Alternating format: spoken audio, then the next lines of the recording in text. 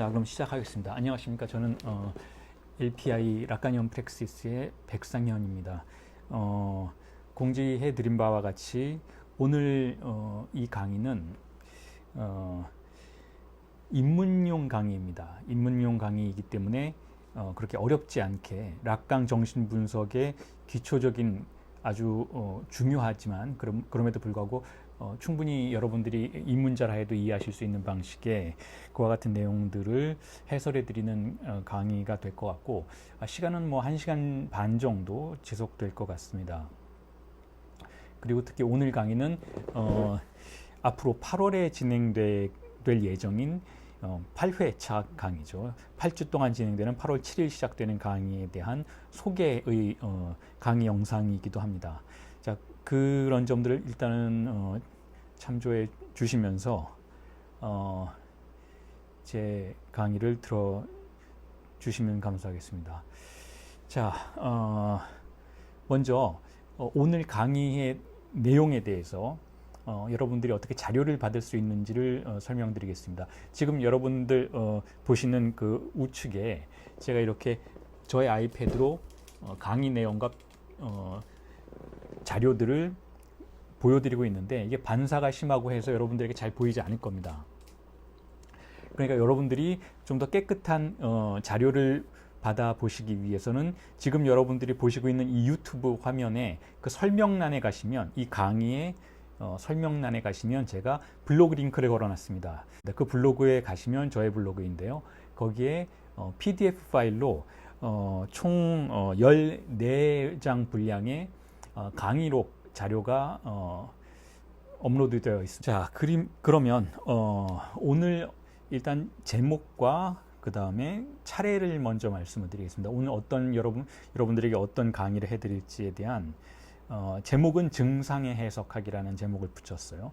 증상의 해석학이라는 것은 결국 우리가 정신분석을 비롯해서 일반 심리 상담의 영역에서도 마찬가지고, 일종의 증상을 가진 분들, 어떤 고통이나 문제, 어떤 장애를 가진 분들을 맞이해서 그분들과 문제를 해결해 나가는 과정이라는 그런 의미에서 증상은 보편적이고 공통적인 주제라고 할 수가 있죠. 그리고 이 증상을 어떻게 해석하느냐에 따라서 다양한 심리치료의 어떤 분파들이 나누어질 수도 있는 것이고, 또한 정신분석 내부에서도 증상을 어떻게 간주하느냐에 따라서 락간형 정신분석이냐 아니면 그 외에 다른 정신분석이냐라는 그러한 흐름들이 나누어질 수도 있는 것이죠. 그래서 이 증상이라는 개념하고 이 해석 혹은 해석학이라는 개념은 아주 중요한 문제들을 내포하고 있는 개념이라고 생각이 들어서 제목으로 선정을 했습니다. 그리고 그 밑에 작은 제목으로 조금 전에도 말씀드렸듯이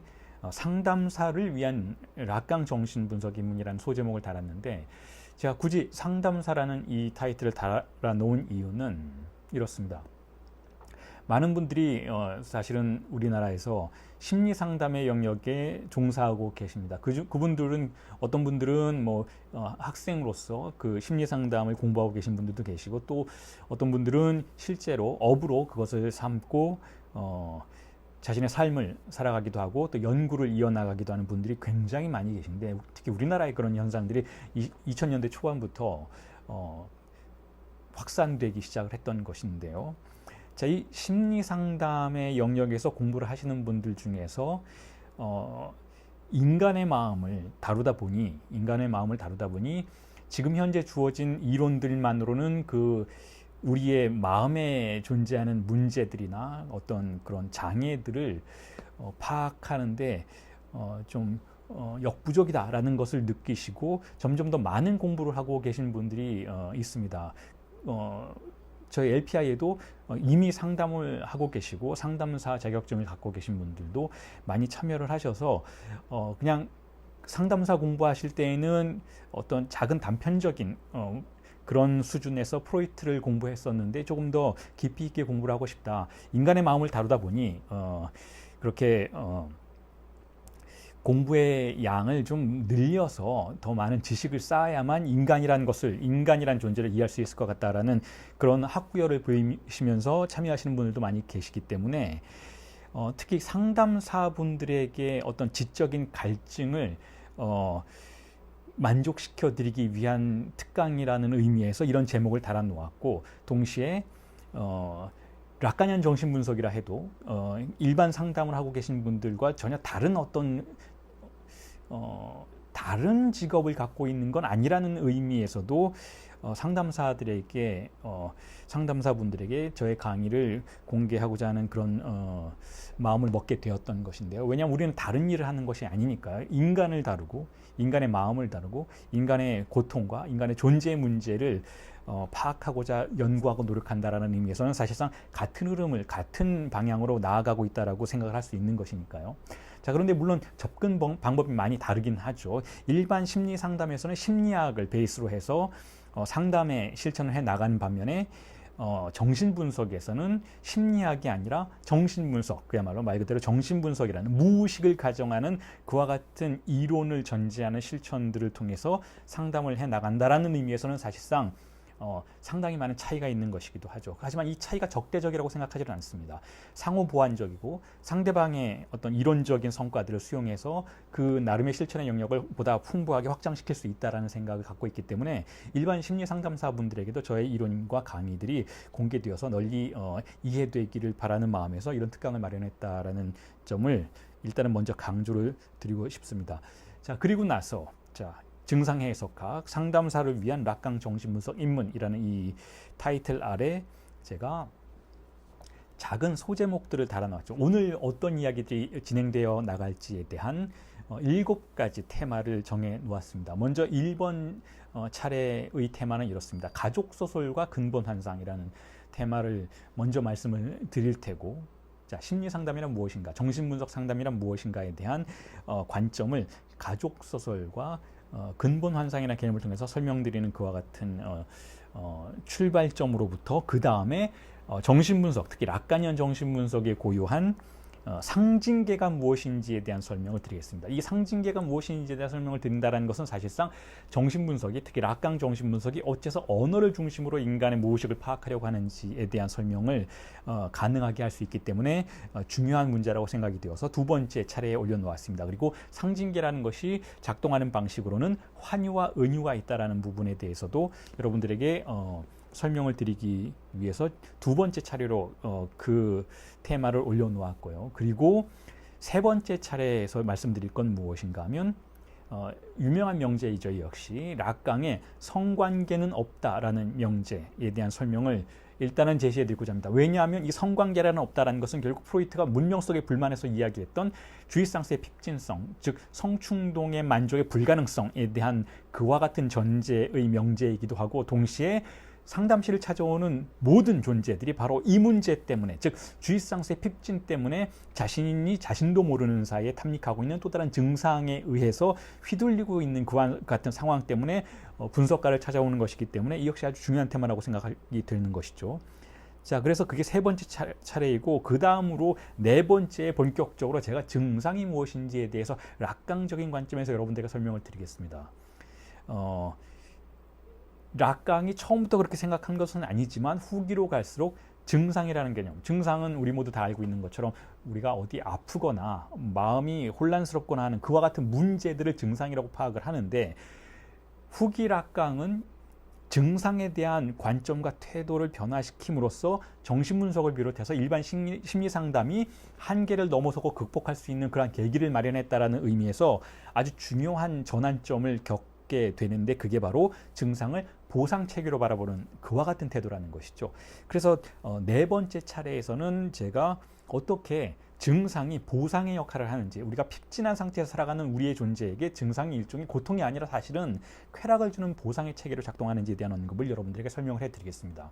그리고 나서 5번째는 이 역시 후기 락강의 아주 커다란 도약이라고 할 수 있는 부분인데요. 아버지라는 개념이 어떻게 증상으로 작동하고 있는지에 대한 소개를 해드리겠습니다. 그리고 나서 6번째 차례에서는 종교의 승리라는 타이틀을 달아놓았는데, 이 부분은 락강이 1975년에 이탈리아에서 이탈리아 기자들과 컨퍼런스를 개최함으로써 거기서 종교에 대한 언급들을 했던 그 문장들을 텍스트로 만들어서 출간해 놓았던 자, 그와 같은 책에서 제가 발췌한 몇 가지 부분들을 여러분들에게 소개해드리면서 어떻게 종교라는 개념이 우리 사회에서 작동하고 있는지, 그리고 종교가 얼마나 막강한지, 그리고 그 종교가 어떻게 일종의 봉합과 같은 그와 같은 시스템으로 기능을 하는지를 설명을 드리고, 간단하게 설명을 드리고, 그 배후에 결국은 아버지의 이름이 작동한다라는 의미에서 종교 역시 문명의 하나의 증상이라는 그와 같은 해명을 여러분들에게 해드리는 방식으로 6번째 차례를 마무리를 짓고, 간단하게 그렇다면 임상의 방향을 어떻게 나아가야 할 것인가에 대한 문제를 제기함으로써 오늘의 강의를 정리하도록 하겠습니다. 일단 이와 같은 7개의 테마를 횡단하면서 오늘의 특강을 이어나가도록 하겠습니다. 자, 여전히 제 이야기 잘 들리시죠? 이미지도 잘 보이시죠? 문제가 있으면 댓글로 말씀해 주시기 바랍니다. 자, 먼저 여러분들에게 제가 말씀드리고 싶은 내용은 자, 이겁니다. 가족 소설이라는 개념.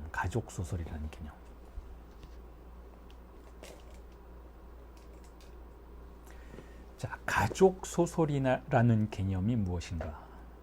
자, 프로이트를 읽어보신 분들은 다 아시겠지만, 자, 이 개념은 프로이트가 사용했던 개념이죠. 가족 로맨스라는 개념이죠. 가족 로맨스. 자, 가족 소설이라는 것은 어떤 의미에서 사용이 됐었던 것인가 하면, 프로이트가 환자들을 맞이하고 환자들의 이야기를, 환자들의 고통을, 환자들의 문제들을 듣게 되었을 때 그 모든 문제의 틀이 가족이었다라는 의미에서 가족 소설이라는 개념을 사용했다는 것이죠. 다시 말해서 우리가 상담실에서 내담자를 맞이해서 이야기를 듣게 되는 그 순간부터 우리는 어떤 의미에서는 내담자의 가족의 이야기를 듣게 되는 것이죠. 그런데 왜 그것을 이야기라고 하지 않고 소설이라고 했는가 하면, 자, 그것 자체가 일종의 허구적인 구조를 가지고 있기 때문에 그렇다라는 것이죠. 가족 소설이라는 개념은 그렇게 내담자가 상담실에 들어와서 자신의 이야기를 하게 되었을 때, 자신의 가족의 이야기를, 삶의 이야기를 하게 되었을 때 그 이야기가 어떤 특정한 관점에서 생산된 환영적 구조를 가지고 있다라는 의미에서 그렇다라는 거예요. 객관적인 현실이란 존재하지 않는다라는 것이죠. 그건 사실상 내담자의 이야기 속에서 뿐만 아니라 우리가 이야기에 관련된 부분을 이야기할 때는 언제나 객관성을 담보할 수는 없는 것이죠. 왜냐하면 그것은 특정한 관점에서 외상 효과에 의해서 출현했던 어떤 종류의 환상이기 때문에 그렇다라는 것이죠. 환상. 자, 그래서 이 가족 소설이라는 개념이 정신분석에서, 특히 신경증에서 분석가가 맞이하게 되는 일종의 하나의 허구적인 체계라는 의미에서, 자, 프로이트는 이렇게 생각했습니다. 그렇다면 이게 허구라면, 자, 이 내담자가 지금 이렇게 말하는 이 모든 것이 내담자의 증상이 만들어내고 있는 일종의 허구라면, 과장된 것, 혹은 어떤 의미에서는 조작된 것, 내담자의 혹은 착각인 것이었다면, 자, 그렇다면 허구가 아닌 것은 무엇인가? 라는 질문을 던져볼 수가 있는 것이죠. 프로이트가 찾고자 했던 건 그거였던 거죠. 지금 이 내담자가, 이 예를 들어서 한 여성이 자신의 아버지와의 관계에서 이야기하고 있는 이 모든 환영적인 이야기의 배후에 숨겨진 진리는 무엇인가에 대해서 분석가는 관심을 갖게 되는 것이죠. 자, 그런데 프로이트가 발견해낸 것은 그 소설 뒤에, 그 가족 소설 뒤에, 내담자가 써놓은 이 가족 소설이라는 서사 뒤에 어떤 객관적 진리의 모습이기보다는 그 뒤에 또 다른 환상의 모습이라는 것을 프로이트는 발견하게 되는 것이죠. 다시 말해서 환상 뒤에 보다 근본적인 환상이 있었다라는 거예요. 프로이트는 이걸 환상이라고, 판타지메라고 불렀었죠. 그리고 락강은 이것을 가족 소설이라는 환상 배후의 일종의 변수들이라고 할 수 있다면, 이리저리 말을 할 때마다 변화하는 그 변수적인, 이리저리 변화하는 이야기들의 배후에 존재하는 상수로서의 환상이라는 또 다른 환상이지만 근본적이고 상수로서의 환상, 변화하지 않는 매번 똑같은 환상이라는 의미에서 근본 환상이라는 표현을 썼었죠. 자, 그게 바로 콜레트 솔레어라고 하는 락강의 제자이기도 한 정신분석가가 액자 소설이라는 방식으로 표현을 했던 개념입니다. 다시 말해서 우리가 내담자의 삶이 일종의 환상적인 이야기이고 그런 의미에서 하나의 소설이라고 할 수 있다면 이 다양한 소설들, 내담자가 매번의 분석실에 찾아와서 자신의 어린 시절과 자신의 가족과 자신의 친지들에 대해서 이야기하고 있는 이 모든 이야기들, 이 소설적인, 이 허구적인 이야기들의 배후에 존재하는 또 다른 소설이라는 의미에서 액자 소설, 즉 소설 속의 소설이라는 개념으로 콜레트 솔레가 그것을 설명했던 일이 있었죠. 그걸 액자 소설이라고 부를 수가 있는 것이죠. 소설 속의 소설이라고 부를 수가 있는 것이죠. 모든 소설의 상수로서 작용하는 소설이라고 부를 수가 있는 것이죠. 그래서 제가 여러분들이 지금 제가 말씀드렸던 그 블로그에 가서 자료를 다운 받으셨는지는 모르겠는데 지금 받지 않으셨다면 지금 옆에 화면에 보이는 이 자료에 한번 주목해 보셨으면 좋겠습니다. 거기에 원이 있고 원의 표면에 S2들이 지금 표기가 되어 있잖아요. 잘 보이시죠? 이 S2들은 일종의 기표들의 연쇄라고 볼 수가 있어요. 기표들의 연쇄라는 것은 S라는 것은 시니피형이라는 기표라는 프랑스어의 약자죠. 이 S2라는 것은 왜 2라는 숫자를 붙였는가 하면 기표가 항상 2개 이상 연쇄된다라는 의미에서 2이라는 숫자를 붙여 놓았는데 이 S2가 기표들이 연쇄되면서 말은 하나의 말이 하나의 단어가 다른 하나에 대체됨으로써 하나의 문장이 다른 하나의 문장에 연쇄됨으로써 의미를 발생시키는 것이잖아요. 자, 그러니까 분석가 앞에서 말을 하고 있는 내담자의 이 말들의 연쇄를 일종의 언어의 환유 구조라고 할 수가 있다면 이 이야기들이 만들어내고 있는 그 모든 허구적인 그와 같은 서사 뒤에 혹은 그 중핵에 근본적으로 숨겨진 채로 존재하는 것, 이 원형 가운데 더 중심에 존재하는 검은 원형의 S1이라고 제가 표기를 해놨죠. 이 S1의 위치가 바로 근본 환상의 위치라는 것이죠. 그리고 이건 역시 어떤 진실이라기보다는 보다 상수적인, 보다 근본적인, 그러니까 변수가 아닌, 변화하지 않는 언제나 모든 이야기가 매번 동일한 장소로 수렴한다라는 의미에서 중핵에 위치하고 있다라고 볼 수가 있는 그런 의미에서 일종의 근본 환상이라고 락강이 불렀던 것을 제가 S1이라고 표기를 해놨던 것이죠. 그리고 이 S1은 결국 내담자가 많은 이야기를 하게 되지만 그 많은 이야기들을 하게 만들었던 근본적인 단 하나의 이야기라는 의미에서 근본적인 단 하나라는 의미에서 다시 한번 강조드리지만 근본 환상이라는 거예요. 자, 그래서 지금까지 설명을 드렸던 이런 이야기들을 보다 일상적이고 일반적인 내담 상황을 가정해서 말씀을 드리면 이렇습니다. 자, 우리가 내담자와 마주할 때, 분석가가 혹은 상담사가 내담자와 마주할 때 내담자는 많은 고통의 이야기들을 하죠. 자신의 어린 시절의 부모와의 문제, 현재 남편 혹은 아내와의 문제, 혹은 연인과의 문제, 혹은 자녀들과의 문제, 혹은 조부모들과의 문제, 여러 가지 문제들에 대해서 토로를 하고 있는데 분석가는 혹은 상담사는 그 사람의 이야기들, 그 많은 서사들의 배후에 상수로서 존재하는 것을 찾아내려고 한다는 것이죠. 그런 의미에서 허구적인 많은 소설과 같은 서사들의 배후에 근본적인 소설을 찾아내려고 한다는 거예요. 그리고 그 근본적인 소설을 찾아내면 우리는 이 모든 내담자의 고통에는 원형으로서의 원인이 저기에 있구나라고 가정해 볼 수 있다는 것이죠. 자, 그걸 바로 프로이트가 어떻게 했는가 하면 모든 내담자, 특히 히스테리 환자들의 서사들의 배후에서 무엇을 발견해내는가 하면 바로 부모와의 관계를 발견해냈다라는 거예요. 어린 시절의 부모와의 관계를 발견해냈다라는 것이죠. 그래서 그것을 프로이트가 뭐라고 이름 붙였는가 하면 오이디푸스 컴플렉스라고 이름을 붙였던 것이죠. 오이디푸스 구조가 배후에 존재한다라고 이름을 붙였던 거예요. 여러분, 오이디푸스는 하나의 신화이자 고대 그리스의 비극인 이야기인 것이잖아요. 자, 그런데 프로이트는 이 고대 그리스의 비극의 이야기를 차용해 와서 그와 굉장히 유사한 근본적인 소설이, 즉 소설 속의 소설이 우리의 의식 세계를 지배하는 허구적인 많은 소설의 배후에 상수로서 존재한다라는 것을 밝혀냈다라는 거예요.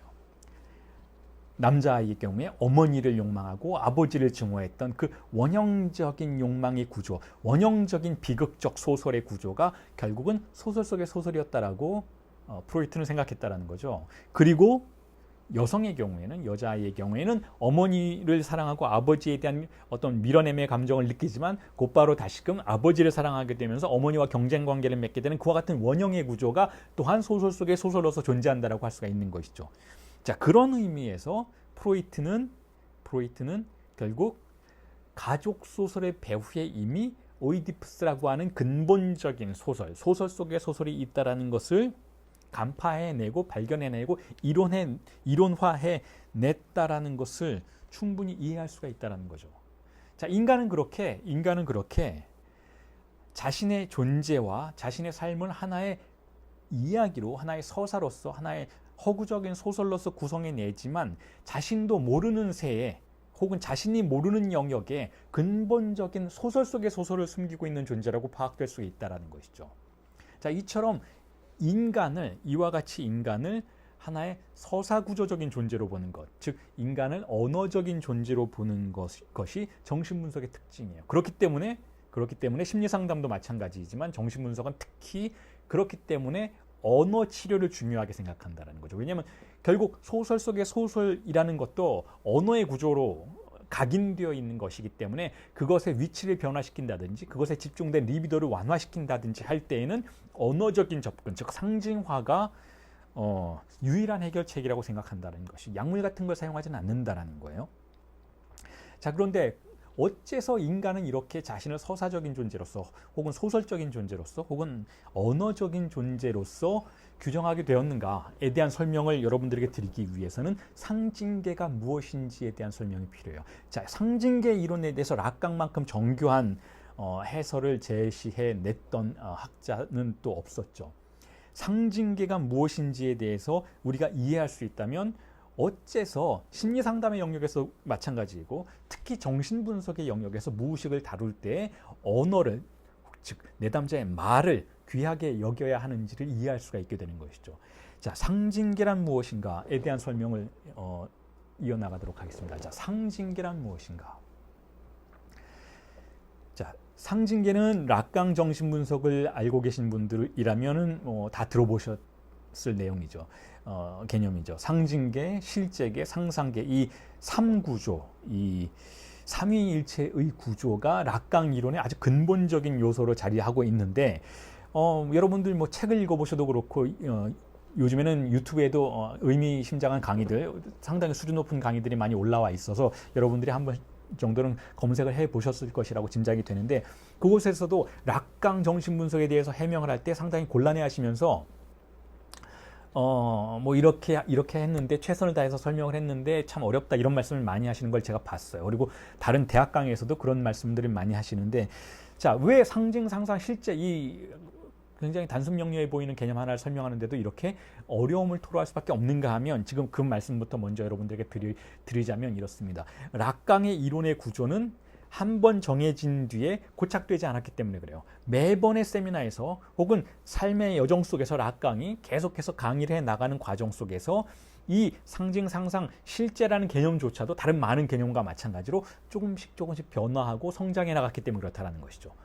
자, 그렇다면 여러분 이렇게 질문을 하시는 분들이 있어요. 그렇다면 락강의 이론들이 이렇게 계속해서 변화해 왔다면, 그래서 계속해서 어떤 의미에서는 교정해 나가는 과정 속에 있었다면, 그렇다면 마지막의 락강이 가장 정확한 락강이냐, 마지막으로 교정된 락강이 죽기 전에 이론화시켰던 그 변화의 그 마지막 지점들이 가장 정확한 락강의 이론이냐라고 여러분들이 질문을 하실 수도 있겠는데 저의 대답은 그렇지 않다는 거예요. 왜냐하면 락강이 이론을 이렇게 변화시켜 나갔던 이유는 이전의 이론이 틀렸고 그 이후의 이론이 맞았기 때문이 아니라 락강이 정신분석가라는 그 실천적인 위치에서 매번 무의식과 마주하고 무의식은 특히 실제라는 개념은 상징화에 저항하는 것으로서 락강의 이성과 락강의 어떤 연구의 언어적인 노력으로부터 빠져나가는 운동 속에 있는 것이기 때문에 그 실제와 매번 마주하고 실제를 포획하려는 노력에 의해서 락강이 스스로 자신의 이론을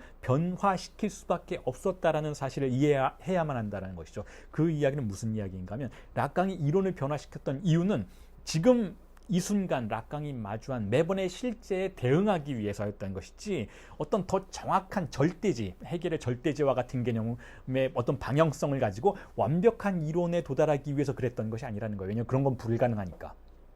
매번 락강이라는 주체 앞에서 자신을 드러내고 있는 실제, 그 리얼의 대상을 마주하고 그것에 대처하기 위해서 방법을 바꿔 나가고 이론을 변화시켜 나갔다는 거예요. 왜냐하면 어제의 이론으로 오늘의 실제를 마주할 수는 없으니까. 왜냐하면 실제는 규정상 어제의 그것은 아니니까. 이 순간이 그것이라면 어제의 그것과는 다른 그것이고 항상 변화해 나가는 변화무쌍한 무한대의 어떤 종류의 대상이기 때문에 어제의 이론으로 오늘의 실제를 포획할 수는 없다라는 것이죠. 그와 같은 운동 속에서 락강은 자신의 이론을 변화시킬 수밖에 없었다라는 거예요. 그러니까 이전의 이론이 맞고 내일의 이론이 틀리다. 혹은 그 반대로 이전의 이론은 낡은 것이고 이후의 이론은 맞은 것이다. 그래서 죽기 전에 락강이 가장 정확한 락강이었다라고 말하는 건 모순이라는 거예요. 그런 방식의 관점에서 그런 방식의 이론의 여정을 그려서는 안 된다라는 것이죠. 그런 상식적인 차원에서 락강을 이해하는 것은 조금 곤란하다는 거야.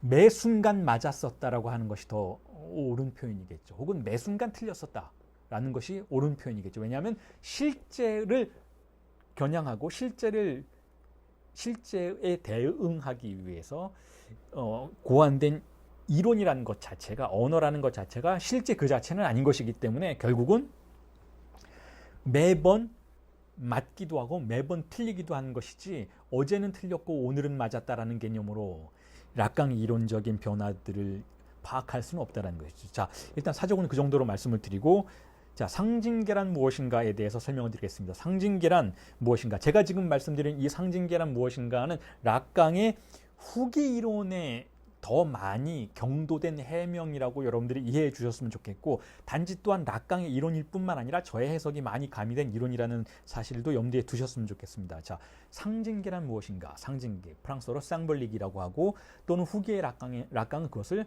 썽블렁이라고도 불러요. 썽블렁이란 뭐냐 하면 가상이란 뜻이죠. 가상, 그런 척하는 것. 즉 실제가 아니라 마치 실제인 것처럼 우리에게 리얼리티를 제공하는 것은 언어의 체계라는 거예요. 일종의 매트릭스인 것이죠. 그리고 또한 세미나 17에서는 그 상징계를 락강이 담화 구조라고도 부르죠. 디스코그라고도 부르죠. 상징계, 가상, 담화란 무엇인가. 자, 이 개념은 일종의 언어적인 구조라고 볼 수가 있어요. 일단 그렇게 이해하시면 될 것 같습니다. 그리고 정신분석은, 락강이언 정신분석은 이 언어적인 구조가 우리를 지배한다라는 전제를 달고 있죠. 그래서 이 상징계가 어떻게 우리를 지배하는지 혹은 어떻게 이 세상을 지배하는지를 이해하기 위해서는 두 가지 주요한 기능을 우리가 이해하게 되면, 파악하게 되면 보다 쉽게 상징계라는 개념에 접근할 수 있게 되는 것인데, 그 첫 번째 개념이 바로 환유라는 개념입니다. 환유. 프랑스어로 메토니미라고 부르죠. 환유는 뭐냐면, 환유와 은유라는 거 여러분들 중고등학교 국어 시간에 다 배워보셨을 테지만 그거하고는 조금 다른 뉘앙스를, 개념적인 방향성을 갖고 있는 이론이니까 설명을 좀 주의 깊게 들어주셔야 되는데, 일단 환유는 기본적으로 무엇을 환유라고 부르는가 하면 락강이 기표의 대체 기능을 환유라고 부릅니다. 그게 환유라는 락강적 개념이에요. A가 B로 대체되는 것, 이게 환유라는 개념인데, 한 번 대체되는 게 아니라 락강의 환유 개념은 무한 대체되는 것을, 무한 연쇄되는 것을 환유 개념의 근본 속성이라고 가정을 하죠. 그러니까 A가 B로, B가 C로, C가 D로 계속해서 나가는 것, 끝없이 나가는 것이 환유라는 개념의 특징이라는 것이죠. 락강은 환유를 그렇게 기표들의 무한 연쇄라고 보는데, 자, 이 기표들의 무한 연쇄가 왜 상징계인가 하면, 여러분들 제가 지금 말하는 이 방식도 한번 살펴보시기 바랍니다. 제가 계속해서 말을 하는데 이전 걸 설명하기 위해서 다른 언어들을 계속 불러오고 있잖아요. 자, 자, 이게 환유적인 끝없는 연속이라고 할 수가 있겠죠. 이게 환유의 특징이라는 거예요. 무언가를 설명하려고 할 때 하나의 단어가 다른 하나의 단어에 의해서 대체되고 또 이 단어가 또 다른 단어에 의해서 대체되는, 끊임없이 대체되는 과정 속에서 연기들이 그 중간에서 피어나는 거죠. 그 연기가 바로 의미라는 겁니다. 그래서 기표가 연쇄될 때 그 기표 연쇄의 와중에 의미가 발생하는 것을 기의라고 부르죠. 그렇게 해서 여러분들이 지금 여기 보시는 이미지에 원형 구조 안에 기표에서 화살표, 기표라고 표기된 부분을 주목해 보시면 제가 그걸 빨간색으로 환유라고 표현해 놨잖아요. 자, 보이시죠?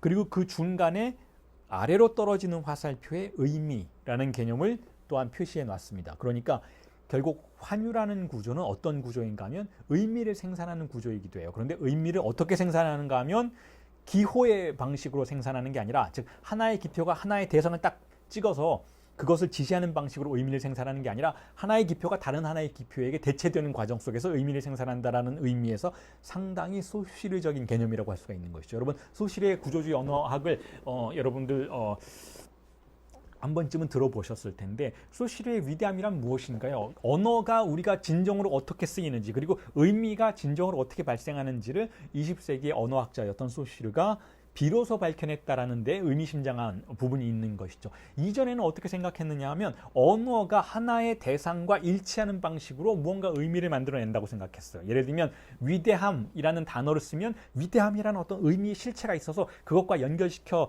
의미를 우리에게 가져올 수 있다라고 생각했던 것이죠. 그런데 그렇지 않다라는 거예요. 하나의 위대함이라는 그 기표가 발화되면 그걸 설명하는 또 다른 기표, 혹은 그것과 비교되는 또 다른 기표가 그 중간에서 어떤 불안정한 의미를 생산한다라는, 즉 하나의 기표가 다른 하나의 기표와 비교되는 방식으로 의미가 생산된다라는 그와 같은 새로운 관점을 소시르가 우리에게 알도록 해주었죠. 그게 바로 락강이 생각하는 의미 발생의 구조이기도 하고, 동시에 그것이 바로 기표의 환유 구조라는 거예요. 그리고 이게 상징계의 가장 근본적인 구조라는 것이죠. 즉 상징계는 언어의 기표 연쇄의 무한전개라는 거예요. 계속해서 기표가 발화되고 다른 기표에 의해서 대체되는 방식으로 상징계가 지탱된다는 것이죠. 자, 그런 의미에서 이 상징계는 독자적이라고 볼 수가 있어요. 독자적입니다. 이 언어의 세계는 어떤 실체의 세계를 가정하는 것이 아니고 언어 스스로가 의미를 발생시키고 언어의 시스템 자체가 세상의 의미와 인간의 삶의 의미를 생산해낸다라는 거예요. 그래서 우리 20세기의 다양한 인문학들이 공통적으로 주장했던 것이 뭔가요? 언어를 지배하면 곧 세계를 지배할 수 있다는 것이잖아요. 언어의 시스템을 지배하면 곧 세계를 지배할 수 있다는 거예요. 그래서 20세기에는 더 이상 말로 할 수 없는 것은 존재하지 않는다 라는 태도를 취하게 됐다는 것이죠. 말의 권력이 막강하기 때문에 독자적이고 이 어떤 자족적인 구조가 환유의 전개를 통해서 의미들을 생산해내고 있기 때문에 결국은 상징계가 독자적으로 사물의 세계를 지배하고 사물은 살해된다라고 생각을 했던 것이죠. 실제 사물의 세계는 이 언어의 세계가 들어섬으로써 완전히 배제된다라는 생각을 할 수 있게 만드는 것이 바로 이 환유의 구조라는 거예요. 이렇게 말을 계속해서 하다 보면 말이 말을 생산해내고 말이 의미를 생산해내는 그와 같은 사태 속으로 빠져들어가게 된다는 것이죠. 자, 그래서 이와 같은 환유의 시스템의 체계는 말씀드린 대로 독자적인 상징계를 가정할 수 있도록 만들기 때문에, 자, 그렇기 때문에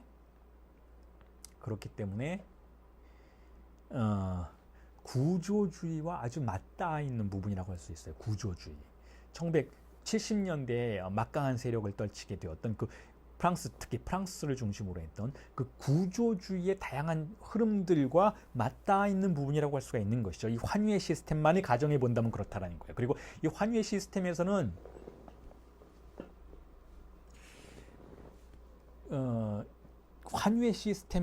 그런 의미에서 주체의 개념이 상당히 취약하다고 볼 수가 있습니다. 주체가 무언가를 할 수 있는 의지로 무언가를 하는 것이 아니고 이 언어가 주체를 발생시킨다는 거예요.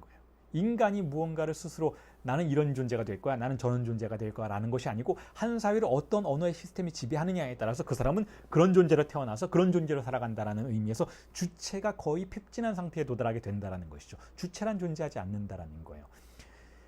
자, 그런 의미에서 또한 이 환유의 기능을 베이스로 하는 상징계 시스템에 대한 이해는 상당히 구조주의적인 태도라는 거예요. 자, 그런 의미에서 여러분 심리 상담을 하실 때 혹은 정신분석 상담을 하실 때에도 우리가 기표를 귀하게 여기는 이유, 언어를 귀하게 여기는 이유, 그 내담자의 가정에서 어떤 언어가 주로 통용이 되었는지, 어떤 언어가 금지되었는지, 어떤 언어가 지배적인 구조를 가지고 있었는지를 살펴봄으로써 그 사람이 어떤 사람인지를 이해하는데 아주 많은 도움을 받을 수 있게 되는 것이죠. 어떤 언어가 이 내담자를 지배하고 있는가는 결국 이 내담자라는 존재를 지배하는 상징계는 어떤 속성을 가지고 있는가를 파악하는 것과 다를 바가 없다라는 거예요. 그래서 내담자의 이야기를 가만히 듣고 있으면서 분석가는 혹은 상담사는 이 내담자를 지배하고 있는 환유의 시스템의 속성을 이해하는 그러한 태도를 먼저 보일 수 있어야 한다는 거예요.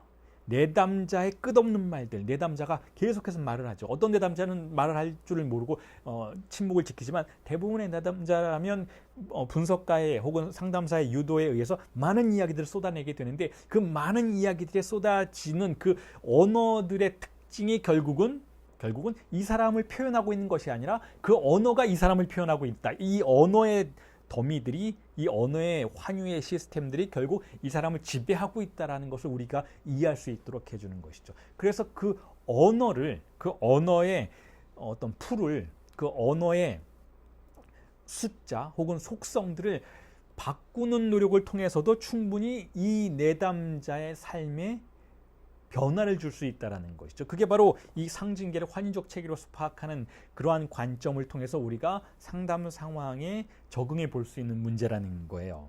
자, 그런데 그렇다면 이와 같이 상징계는 독자적이고, 즉 상징계는 환유를 통해서 작동한다.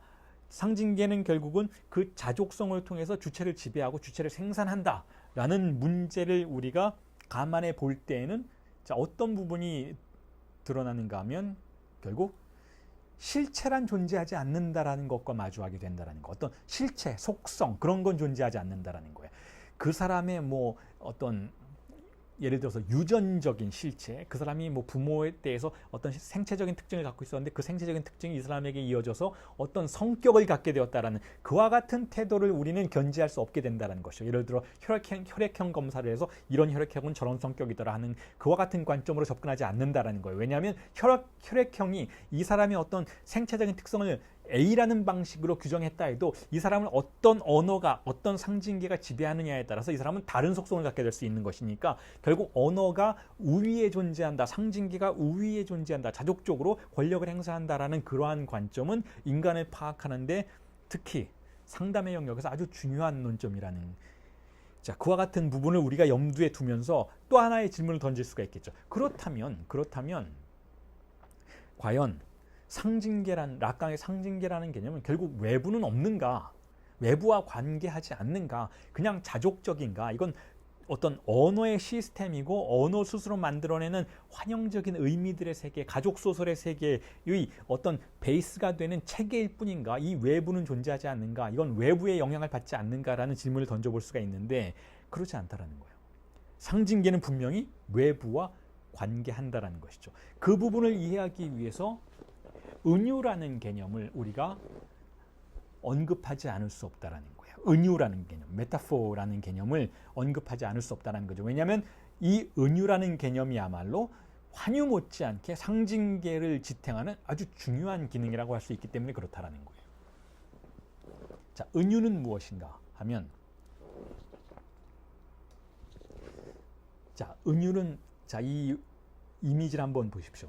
은유라는 건 무엇인가 하면 기표와 기표의 관계를 은유라고 부르지 않는다는 거예요. 락강 정신분석에서는 은유라는 것은 무엇인가 하면 실제와 기표의 관계를 말한다는 것이죠. 이게 다른 점이라는 거예요. 환유는 기표들이 무한 연쇄되는 것이지만 은유는 단 한 번 일어나는 것이고 그 은유는 하나의 기표, 즉 언어죠. 어떤 언어의 어떤 속성이죠. 어떤 언어의 속성과 외부의 문제라는 거예요. 그런 의미에서 은유를 우리가 가정한다면 상징계는 독자적인 구조가 아니라는 것이죠. 언어의 시스템은 독자적인 구조가 아니라 외부로부터 영향을 받은 혹은 외부를 표지하는 어떤 기능을 아주 중요하게 내포하고 있다라는 거예요. 그런 의미에서 우리가 이 은유의 개념은 상징계가 외부와 분명히 관계를 맺고 있다는 것을 알게 해주는 락강적인 개념장치라고 볼 수가 있다는 것이죠. 자, 보세요. 이 원형이라는 것이 우리가 상징계라고 본다면, 폐쇄적인 회로라고 본다면, 상징계, 언어의 세계 안에 우리가 들어가서 살고 있는 것이라고 본다면, 우리가 이 언어의 세계 안으로 들어와서 살고는 있지만 결국 외부와 관련을 맺지 않을 수가 없고, 이 외부와 관련을 맺도록 해주는 것은 또한 기표인데, 그것조차도 어떤 종류의 언어적인 요소인데, 그 기표는 환유가 그러하듯이 다른 기표와 관련을 맺는 것이 아니고, 그리고 환유가 그러하듯이 다른 기표와 끊임없이 대체되는 연쇄고리를 만들어내는 것이 아니고, 단 한 번 표지하는 단 한 번의 은유관계를 맺게 된다는 거예요. 그 기표가 바로 이 도식에서 실제로부터 오는 화살표를 맞고 있는 바로 그 기표라는 것이죠.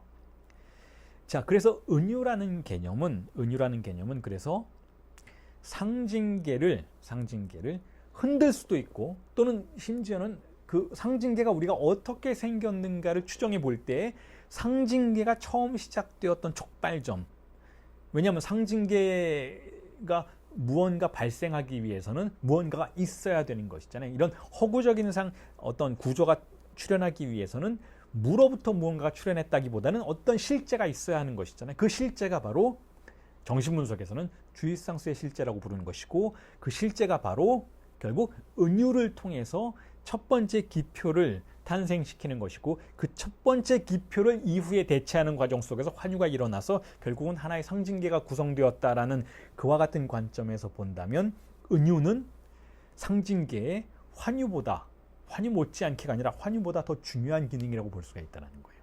자, 그래서 이 은유를 우리는 미리 말씀을 드리자면, 이 은유를 우리는 몇 가지 특성으로 구성해 볼 수가 있다는 거죠. 자, 이 실제와 상징계가 맺게 되는 이 관계는 어떤 유형들을 가질 수 있는가에 대해서 우리는 두 가지 유형의 은유가 있다라고 해명해 볼 수 있다는 거죠. 락강은 이것을 뭐라고 부르는가 하면, 락강은 이것을 증상의 은유와 아버지의 은유라고 불러요. 이 두 가지 은유를 아주 초기부터 언급을 하죠. 락강이 거의 세 번째 세미나에서 1955년경에 했던 락강의 초기 세미나죠. 에서 했던 그런 언급들에서 이미 은유라는 개념을 사용하는데, 증상의 은유와 아버지의 은유라는 개념을 아주 초기부터 사용을 하고 있었다라는 거예요. 자, 그런데 이 두 가지 은유라는 것은 결국 실제가 상징계에 자신을 표현하는 두 가지 방식이라고 볼 수가 있다라는 거예요. 자, 여러분, 제 강의를 지금 많이 들어보셨던 분들은 제가 이야기하는 이 내용에 대해서 어렵지 않게 접근하실 수 있겠지만, 지금 이 강의를 특강이기 때문에 처음 들어보시는 분들은 조금 난해하다라고 느낄 수가 있기 때문에 제가 수위 조절을 조금 하겠습니다. 조금 더 편한 방식으로 설명을 드리자면 이렇습니다. 지금 말씀드렸던 이 은유라는 개념이 환유라는 개념과 다른 것은, 환유라는 것은 상징계 자체, 언어의 시스템 자체가 스스로 작동하는 방식이다, 자족적인 방식이다 라고 설명을 드렸던 반면에, 은유는 외부로부터 어떤 충격이 와서 상징계가 구성이 되거나 상징계가 영향을 받을 수 있는 그와 같은 그 작용이다라고 지금 설명을 드리고 있는데, 이걸 아까 가족소설의 개념과 연관을 시켜서 조금 더 편하게 설명을 드리면 이렇습니다. 자, 우리가 말을 할 때 내담자의 말을 들어보면, 상담사가 내담자의 말을 들어보면 계속 말을 낳는 그와 같은 사태들을 경험하게 되죠.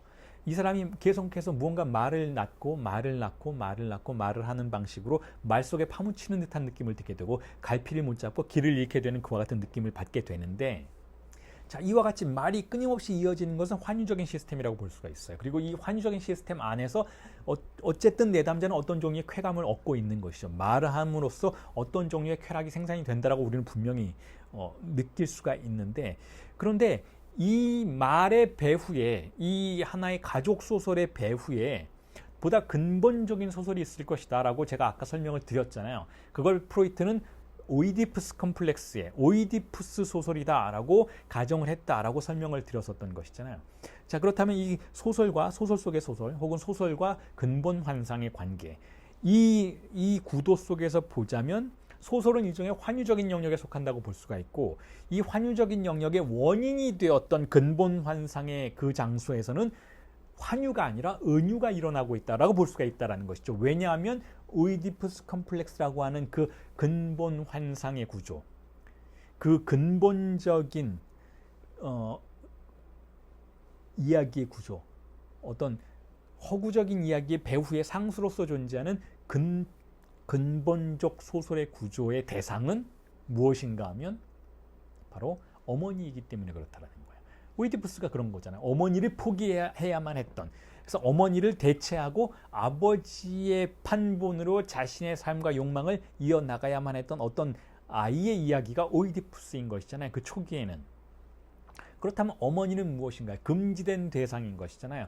금지된 주이상스의 쾌락의 대상이니까 실제라고 볼 수가 있는 것이죠. 그리고 그 실제를 결국은 어린아이는 아버지의 언어 혹은 사회적인 통념의 언어를 통해서, 그 기표를 통해서 대리하죠. 그런 의미에서 그 초기 단계에는 이 근본 환상의 장소에서는 결국 실제를 하나의 기표가 대체하는 과정이, 즉 은유의 과정이 관찰될 수 있다는 것이죠. 자, 그런 의미에서 조금 더 상담사 여러분들에게 이해되기 쉬운 그 오이디푸스 컴플렉스라는 개념을 통해서 결국은 은유라는 개념을 보다 선명하게 설명을 드릴 수가 있을 것 같아요.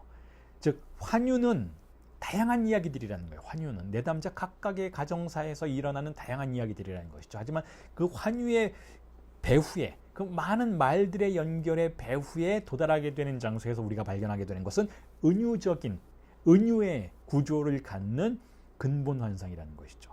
그러니까 근본 환상은 은유의 구조라는 거예요.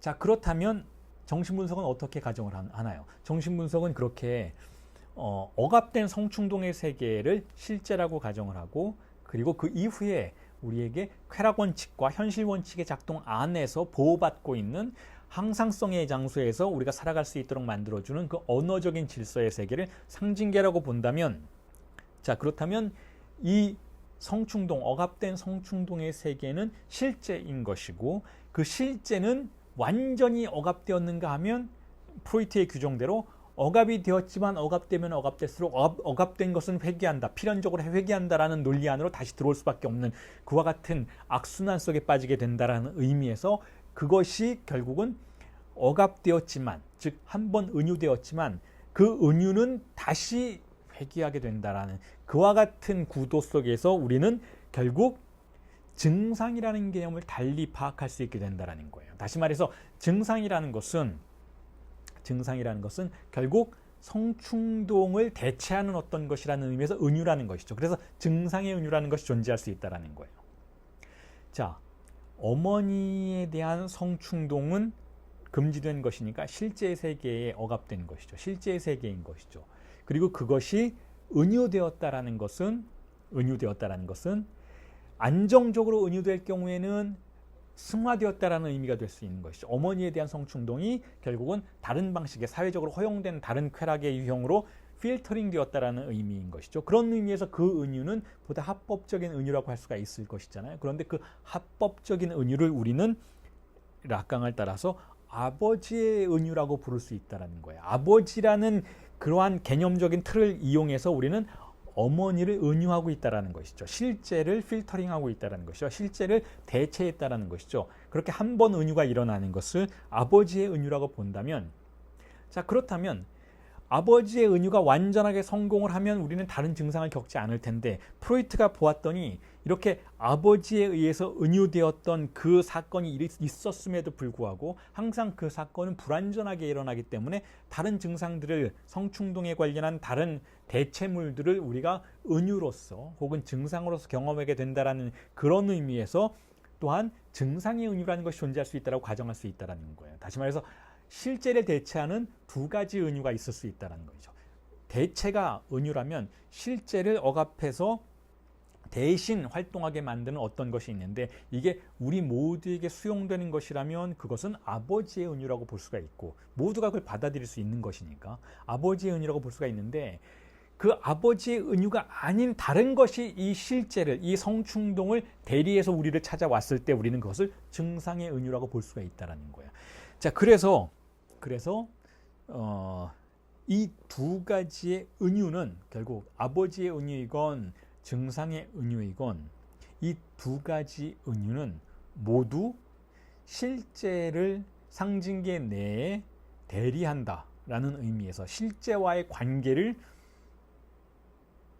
표상하는 두 가지 파악이라고 볼 수가 있다는 거예요. 실제를 상징계 내에 소개하는 두 가지 방식이라는 것이죠.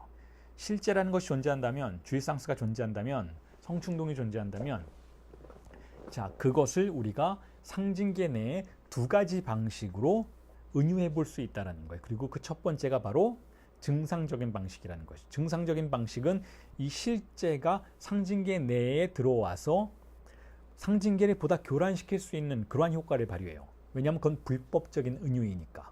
왜 그것이 불법적인 은유인가 하면 상징계 내에서 합법적인 은유란 아버지의 은유만이 허용된 것이니까. 그래서 아버지의 은유를 통해서 들어온 것은 보다 합법적인 방식으로 실제를 우리에게 소개하기 때문에, 실제를 우리에게 리프레젠테이션 하기 때문에 보다 덜 문제를 일으킬 것이다 라고 가정을 해볼 수가 있는데, 사실은 그렇지가 않다라는 거예요. 사실은 그렇지가 않더라 라는 것이 락강의 결론이죠. 그래서 락강이 후기로 갈수록 뭐라고 이야기를 하는가 하면, 아버지 역시, 아버지의 은유 역시 병이다 라고 이야기를 해요. 그러니까 아버지의 기표, 아버지의 은유 역시 증상이다 라고 이야기하는 것이죠. 그래서 제가 지금 두 가지 증상이라는 걸 소개를 해드리고 있는 것이잖아요. 일반적으로는 그렇게 하지 않아야 했죠. 아버지의 은유는 증상은 아니다 라고 설명을 했어야 돼요. 그런데 아버지의 은유 역시 증상이라는 거예요. 왜냐하면 증상이라는 것의 근본 개념 자체가 바로 상실된 것을 탐닉하는 보상의 체계라고 가정을 할 수 있기 때문에, 증상을 그와 같은 방식으로 파악한다면 아버지의 은유 역시 증상이고 증상은 병이라는 거예요. 자, 왜 이런 전제가 가능할 수 있는가에 대해서 설명을 지금부터 드리면 이렇습니다. 자, 제가 성관계는 없다, 문명 속의 불만이라는 개념을 설명드리겠다고 차례를 소개해드리면서 말씀을 드렸잖아요. 자, 이 부분이 그 부분인데, 이게 특히 정신분석이 인간을 바라보는 아주 특수한 태도라고 볼 수가 있는데, 다른 심리학이나 다른 정신의학에서는 이와 같은 방식으로 파악하지 않죠. 다른 심리학이나 다른 정신의학에서는 인간을 기본적으로는 인간을 조화로운 존재로, 정상적인 존재로 간주하는 그와 같은 관점이 존재하지만, 정신분석에서는 인간을 어떤 존재로 파악하는가 하면 기본적으로 병든 존재로 바라본다는 거예요. 기본적으로 문제가 있다는 것이죠. 인간은 어떤 문제가 있는가 하면 바로 말을 하는 과정 속에서 성충동을 박탈당한 그와 같은 문제를 앓고 있는 존재로 설정이 된다는 거예요. 자, 그 인간은 주의상스에 접근할 수 없다. 그래서 불만 속에 존재한다. 인간은 언제나 픽진한 상태에 있고 언제나 갈망하는 상태에 있다. 라는 이와 같은 전제를 프로이트는 문명 속의 불만이라는 방식으로 표현을 했고, 락강은 성관계는 없다 라는 방식으로 표현을 했었죠. 자, 그걸 이해해야만 왜 우리에게 이렇게 증상이 자주 찾아오는가, 오늘 심지어는 왜 아버지의 판본까지도 우리는 증상으로 간주해야만 하는가, 혹은 이 강의의 후기에서 여러분들에게 말씀드릴 어째서 종교까지도 병이고 증상인가에 대한 설명을, 그에 대한 설명을 할 수가 있게 되는데 이 부분을 우리가 이해해야만 그런데 먼저 쉽고 포괄적이고 간단하게 말씀을 드리자면 이렇습니다. 자, 우리가 인간이라는 존재가 말을 배우는 단계에서 단지 말의 어떤 그런 커뮤니케이션의 기능성만을 받아들이는 것이 아니고 말의 배후에 존재하는 아버지의 권력을 받아들인다라고 프로이트는 생각했던 거죠. 그게 규범을 받아들인다라는 의미이고 현실 원칙을 수용한다라는 의미인 것이죠. 결국 인간은 금지를 수용한다라는 것이죠. 인간만큼 성적인 것에 대해서 금지를 강하게 수용하고 수용받고 지배받는 존재는 없다라는 것. 어떤 존재, 어떤 짐승들, 어떤 동물의 세계에서도 인간만큼 성적인 것에 대해서 스스로를 금지하는 존재는 발견하기가 불가능하다라는 것인데, 자, 이처럼 인간은 특히 근친상간적인 성충동에 대해서 금지를 강제받는데 왜 유독 근친상간에 대해서 한 금지를 수용받는가 하면 인간이 처음 만나게 되는 타자는 근친이기 때문에 그렇다라는 거예요. 그리고 인간은 처음 만나는 타자에게 성적인 충동과 쾌락을 탐닉하게 된다는 것이죠. 그것이 바로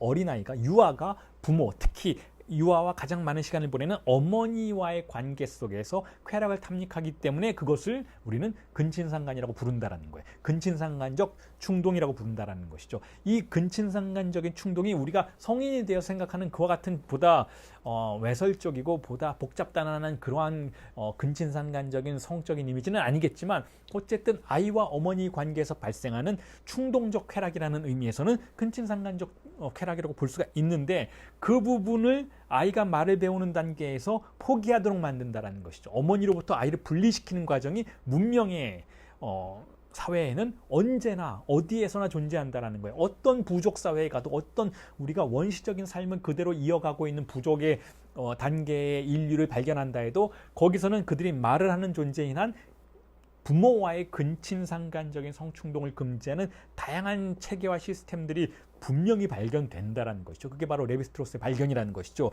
자, 그렇기 때문에 그와 같은 강력한 금지가 어떤 세계를 만들어냈는가 하면 바로 성충동이 극도로 픽진한 세계를 만들어냈다라는 것이고, 그리고 또 한 가지가 있습니다. 또 한 가지가 단지 그렇게 금지만이 우리에게 성충동이 픽진한 세계를 만들어낸 것이 아니고 또 하나의 문제가 있는데 그게 바로 성관계는 없다라는 명제에 연결되는 부분인데, 여기에 제가 도식으로도 여러분들에게 그려 놓았지만 아이가 어렸을 때 수용하는 그 성충동, 그렇게 해서 억압된 채로 우리에게 남겨지게 되는 그 쾌락의 유형은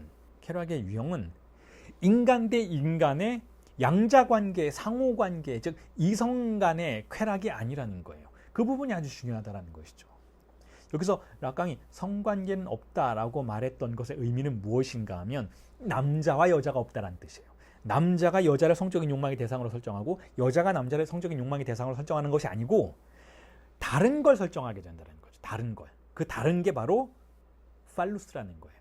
남자에게도 팔루스가 욕망의 대상이고 여자에게도 팔루스가 욕망의 대상이라는 것이죠. 각기 다른 방식이긴 하지만 결국 제3의 무언가를 욕망하게 된다는 거예요. 성적인 문제에 있어서. 그리고 이 성적인 문제에 있어서 팔루스 이전에 무엇이 있었는가 하면 바로 어머니와 아이의 관계 속에서 등장하는 네 가지 충동의 유형들이 있었다는 것이죠. 그 네 가지 충동의 유형을 바로 구강충동, 항문충동, 시관충동, 호원충동이라고 부른다라는 거죠. 이 충동적인 것은, 이 충동의 세계는 아이와 어머니의 어떤 대등한 관계에서의 쾌락의 대상이 아니고 아이와 어머니의 접점에서, 저 교집합의 부분에서 발생하는 충동의 대상들이고 신체로부터 떨어져 나온 대상들이고 유령적인 대상들이라는 것이죠. 그리고 이 대상들이 떠다니는 공간 속에서 그것을 억압하고 유일한 하나의 대상으로 제시되는 것이 바로 팔루스인데, 팔루스는 결코 남근 그 자체는 아니라는 거야. 상징적인 남근이라는 것이죠. 그렇게 함으로써 인간은 어떤 의미에서는 성충동의 영역에서 굉장히 추상적인 존재로 거듭나게 된다는 거예요. 생물학적인 쾌락 그것 자체를 즐기지 않고 추상적인 욕망의 세계 안으로 들어간다는 것이죠.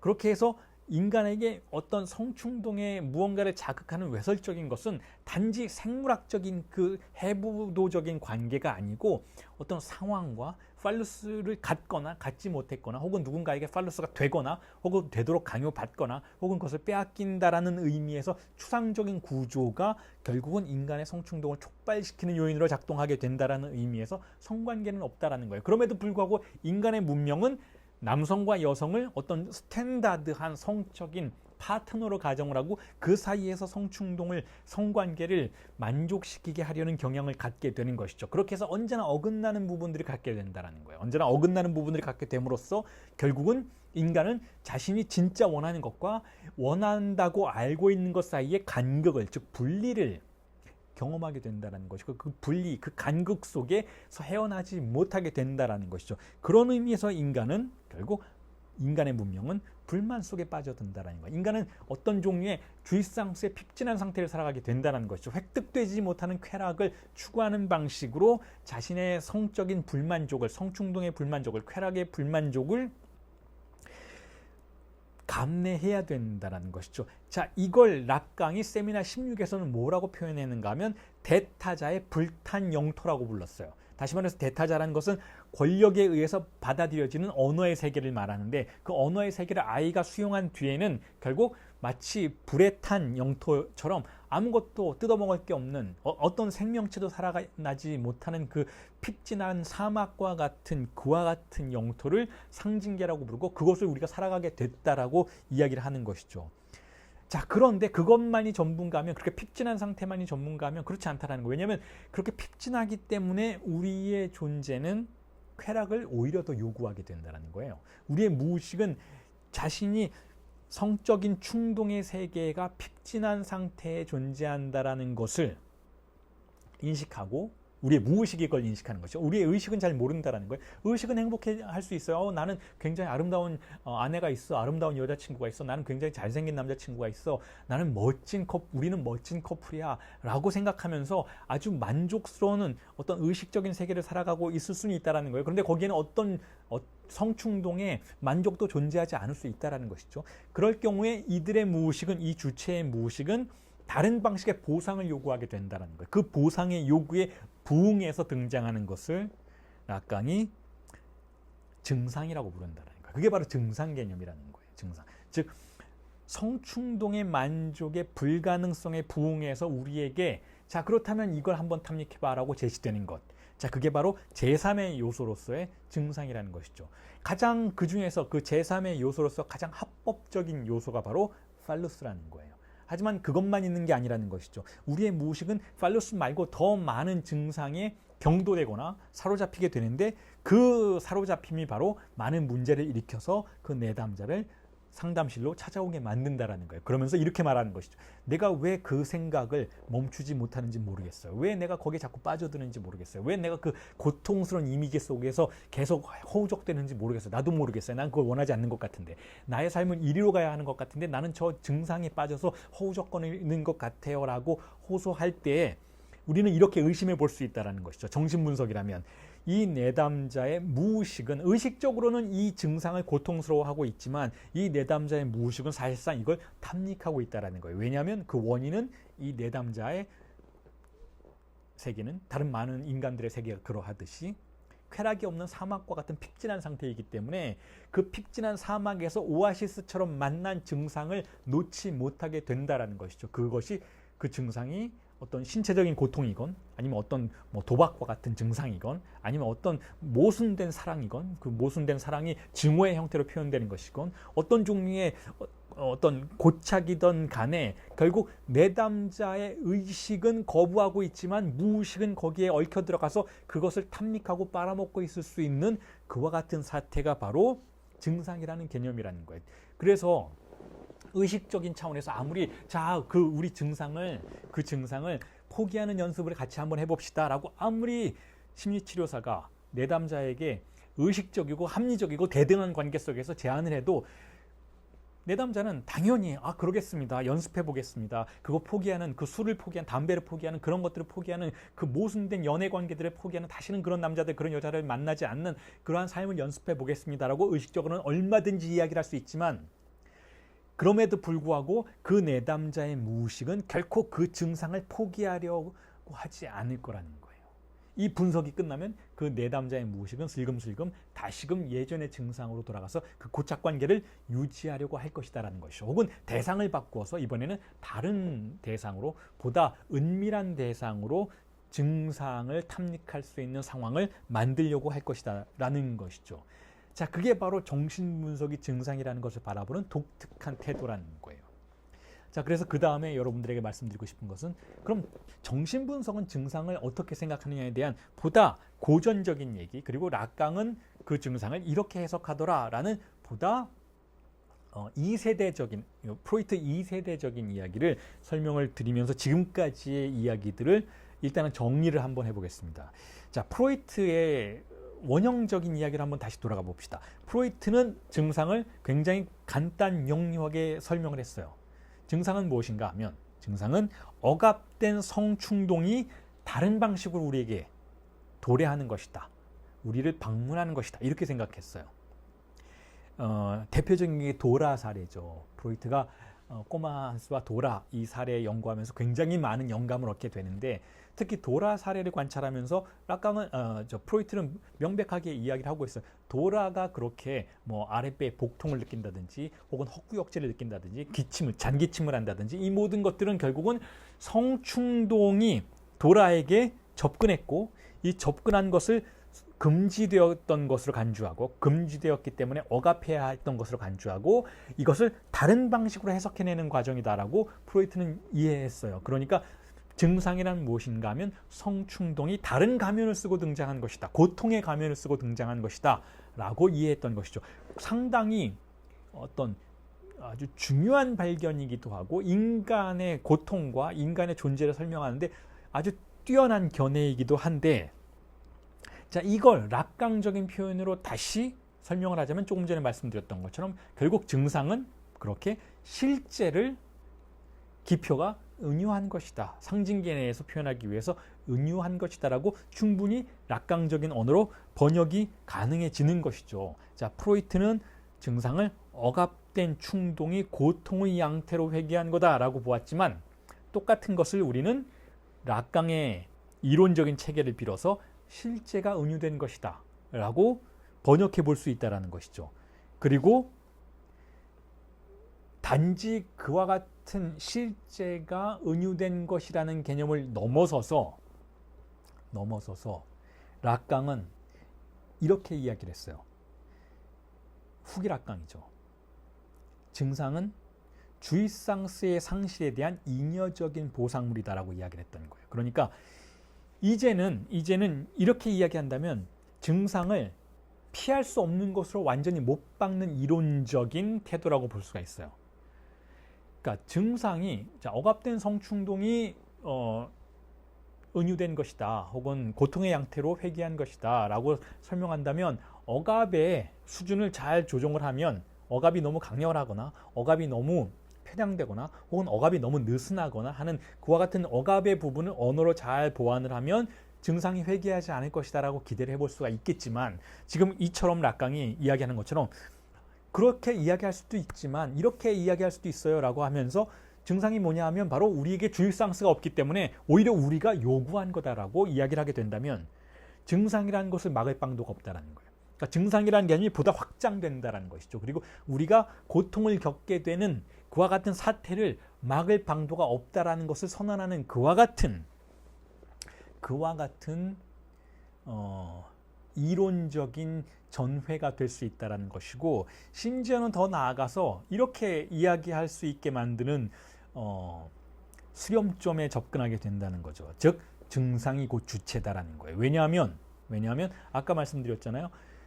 우리가 환유만을 가정하고 상징계의 독자성만을 가정한다면 거기에는 주체라는 게 없다라는 것이죠. 주체라는 우리가 뭘 주체라고 합니까? 우리 모두의 각자의 고유성을 주체라고 하잖아요. 나는 주체적으로 살 거야. 나는 나의 주인으로서 내가 내 삶을 살아갈 거야 라고 말한다면 나는 굉장히 고유하고 독자적으로 살아나가야 해요. 그런데 만약에 나는 주체적으로 살 거야 라고 말은 하지만 사람들이 생각하는 방식과 똑같이 생각하고, 사람들이 좋아하는 걸 똑같이 좋아하고, 사람들이 싫어하는 걸 똑같이 싫어하고, 사람들이 이렇게 가야 한다라고 하면 그리로 가고, 사람들이 저리로 가야 한다라고 마음을 바꾸면 나도 이렇게 마음을 바꾼다면 이건 주체적인 삶이라고 볼 수가 없잖아요. 자, 그런데 상징계가 그런 환유적인 시스템의 연쇄 속에서 권력을 행사하고 있다면 결국 우리에게는 주체의 가능성은 존재하지 않는다라고 말할 수가 있어요.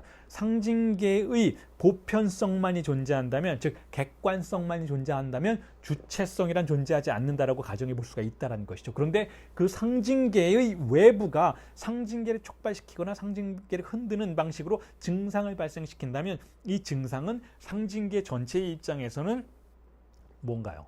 보편성이 아닌 거예요. 상징계 전체의 입장에서는 이 상징계 객관성을 위협하는 개별성인 것이죠. 자, 그런 의미에서 이 개별성을 우리는 주체성이라고 논리적으로 해명해 볼 수 있다는 것이죠.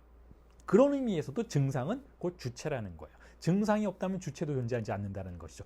그리고 또한 정신분석의 근본 규정 자체가, 자, 인간은 주입상세의 주체라는 그 규정을 우리가 수용할 수 있다면, 정신분석이 인간을 파악하는 방식은, 정신분석이 상담실을 찾아온 내담자를 파악하는 방식은 결국 이 내담자가 어떻게 쾌락을 즐기느냐, 이 내담자의 무의식이 어떻게 주입상세에 접근하느냐를 파악하고 그 주입상세에 접근하는 방식이 문제를 일으키고 있다면 그것을 교정해 줄 수 있고, 그 주입상세에 접근하는 방식이 어딘가에 막혀 있다면 그 막힌 부분에 대해서 서로 이야기를 함으로써 그 막힌 부분에 집중되어 있는 리비도를 확산시킬 수 있는 그와 같은 절차들을 일반적으로 정신분석이라고 우리가 가정을 할 수 있다면, 결국 우리는 주체가 주입상세를 탐닉하는 방식과 구조 자체를 하나의 개별적인 증상이라고 말해볼 수 있다는 것이고, 그런 의미에서 증상은 락간이언 정신분석에 와서는 더 이상 부정될 대상이 아니라는 거예요. 왜냐하면 그게 부정된다면 주체는 소멸하는 것이니까. 그리고 그건 결코 부정될 수 없으니까. 왜냐하면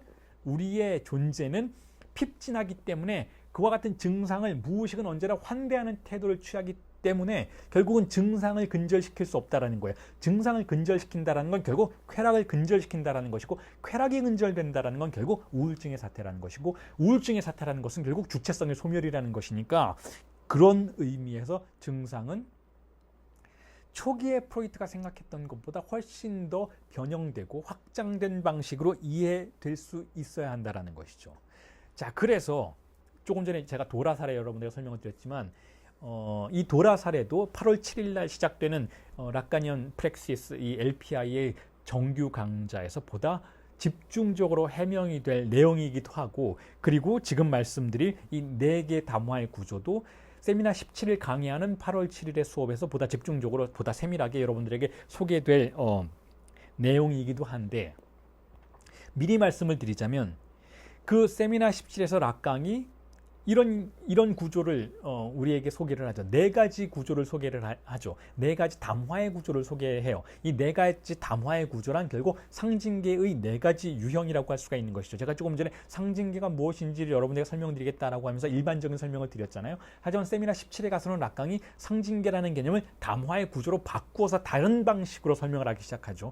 그래서 이 4가지 담화라는 구조를 상징계의 각각 4가지 유형이라고 우리가 이해해 볼 수가 있는데, 이 4가지 담화, 주인 담화, 대학 담화, 그 다음에 히스테리 담화, 분석가 담화, 이 4가지 담화는 결국 4가지 유형의 상징계의 구조인데, 특징이 뭐냐면 바로 각각이 대상 A를 생산하는 구조로 되어 있다는 거예요. 즉 각각이 잉여 향유를 생산하는 구조로 되어 있다는 것이죠. 자, 이게 무슨 뜻인가 하면 결국 이 4가지 상징계의 유형이 쾌락을 생산해낸다라는 거예요. 즉 증상을 생산해낸다라는 것이죠. 주입상스를 생산해내는 것이니까 실제를 생산해내는 것이잖아요. 그러니까 결국은 증상을 생산해내는 것인데, 락강이 왜 이와 같은 이론적인 논점으로까지 도달하게 되었는가 하면 바로 상징계라는 것 자체가 우리에게 주입상스를 박탈했다면, 또한 상징계의 내부에서 이 박탈된 것의 보상물을 생산해낼 수 있어야 한다라는 그와 같은 논점의 변화 때문에 이 4가지 담화의 구조를 설계하기에 이르렀다는 것이죠. 그래서 락강의 이 4가지 담화의 구조는 결국 어떻게 4가지의 보상이 이루어지느냐에 대한 문제라는 거예요. 어떻게 4가지의 보상이 이루어지느냐에 대한 문제를 락강이 상징계의 이론을 변형시키면서 보다 정교하게 설명하고자 했던 그와 같은 시도였다고 볼 수가 있는 것이죠.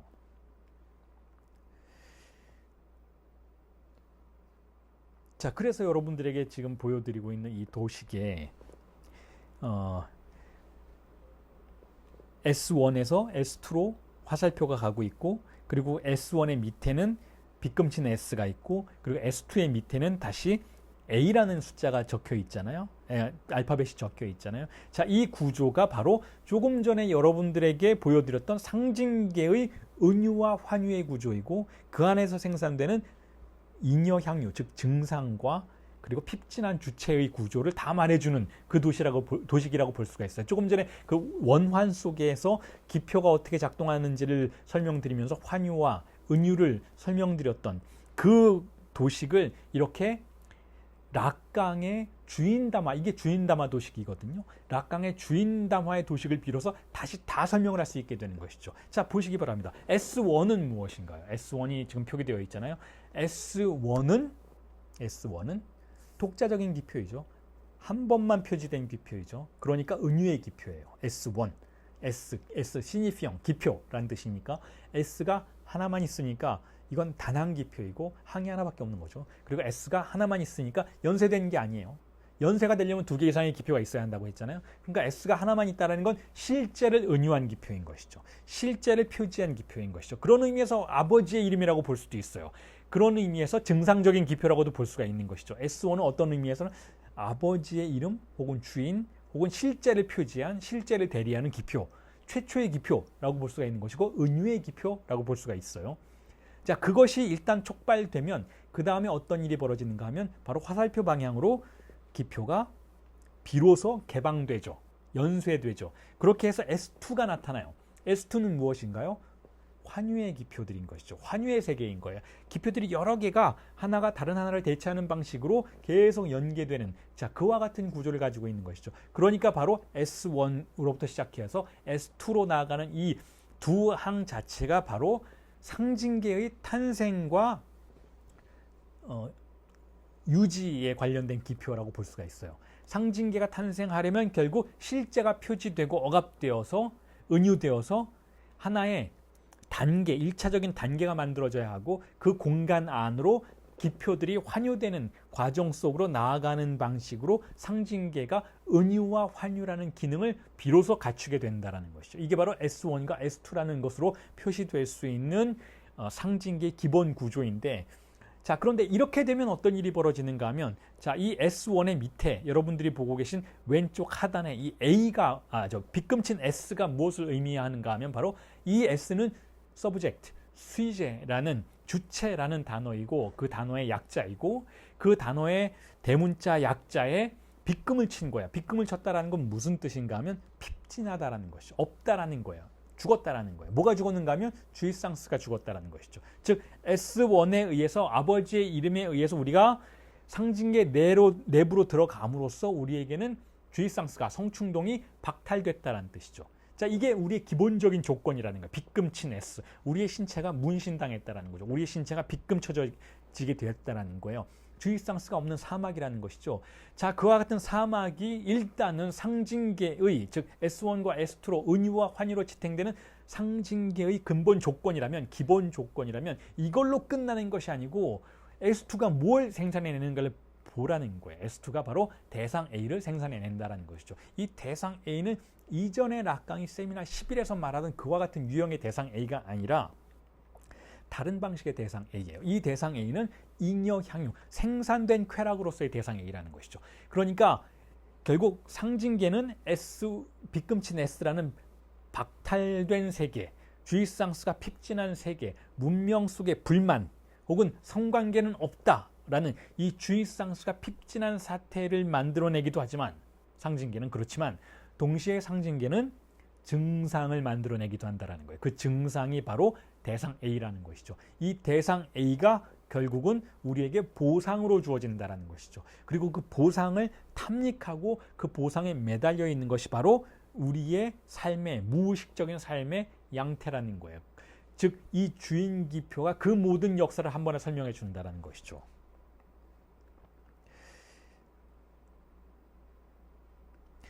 자, 그래서 그 다음 도식을 여러분들에게 소개를 해드리면서, 이게 다 지금 세미나 17에 나오는 내용이거든요. 세미나 17은 다시 한번 광고를 드리지만 여러분, 오늘 이 강의는 8월 7일 날 시작되는 새롭게 시작되는 락강 세미나 17의 6강에 대한 강의 수업의 광고의 의미도 갖고 있는 것이기 때문에 제가 자주 반복해서 이렇게 여러분들에게 광고의 말씀을 드리는데, 이와 같은 유형의 구조들은 결국 상징계를 설명하고 핍진한 우리의 욕망을 설명하고, 이 핍진한 상태에서 우리가 쾌락을 어떻게 탐닉하는지, 내담자가 어떻게 무의식에 접근해서 내담자가 어떻게 무의식 속에서 증상을 탐닉하는지 설명하는 이 구도들은 8월 7일 날 시작되는 강의에서 보다 집중적으로 여러분들에게 설명이 될 텐데, 자, 그 강의 이전에 이미 설명이 되었던 내용들을 여러분들에게 소개를 해드리면, 자, 조금 전에 제가 S1과 S2로 이렇게 그려 보여드렸던 그 유형을 한국말로 적은 거예요. 한국말로 보다 알기 쉬운 용어로 적어드린 것이죠.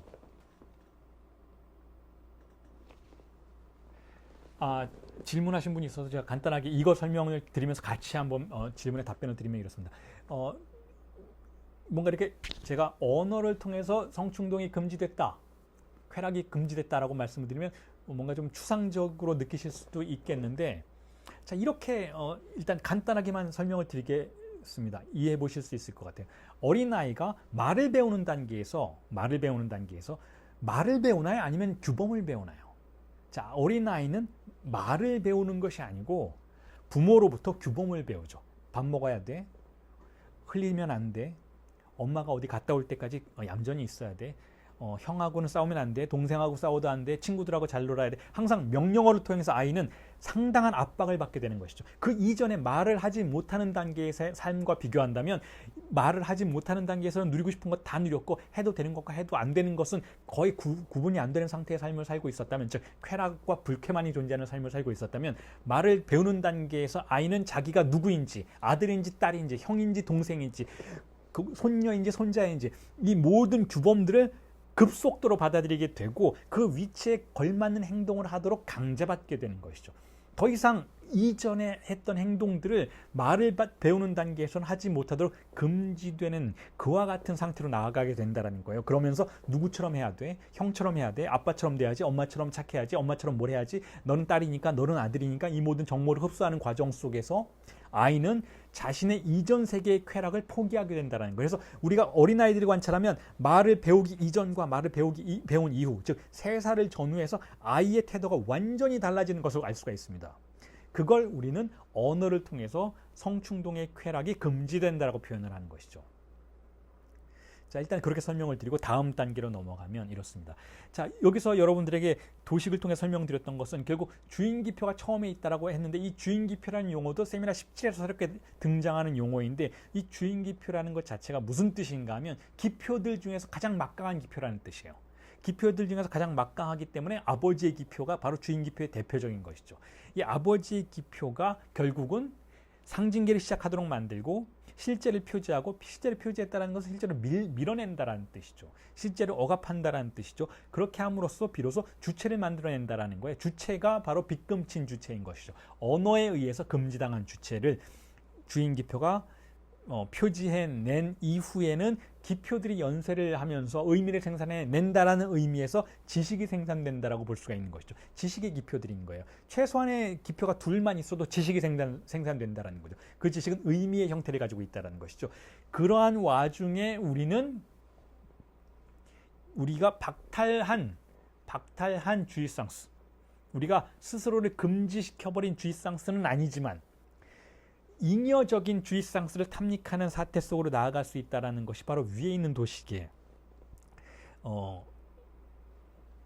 수식이 말해주는 바이고, 그 밑에 있는 것은 그걸 보다 포괄적으로 설명하는 도식입니다. 이것도 역시 세미나 17일 강의하는 수업에서 여러분들에게 수차례 말씀을 드렸고, 8월 7일 날도 시작되는 강의에서도 더욱더 강조를 해드릴 테지만, 지금 일단은 말씀을 드리면 이렇습니다.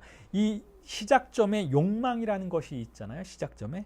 이 욕망이라는 것 자체가 모든 것의 출발점이라는 뜻이죠. 뭔가를 욕망하는 주체가 어쨌든 존재한다라는 거예요. 우리가 욕망하는 주체가 된다라는 것은 정신분석에서는 우리가 핍진하기 때문에, 결여되어 있기 때문에 욕망한다라는 거, 무언가가 없기 때문에 욕망을 시작할 수 있게 된다는 것이죠. 그래서 그 욕망하는 아이는 누구에게 자신의 욕망을 요구하는가 하면 바로 대타자에게, 즉 부모와 같은 역할을 하는 존재에게, 언어의 대타자에게, 말하는 부모인 것이죠. 대타자에게 자신의 욕망을 향하게 만든다라는 것이죠.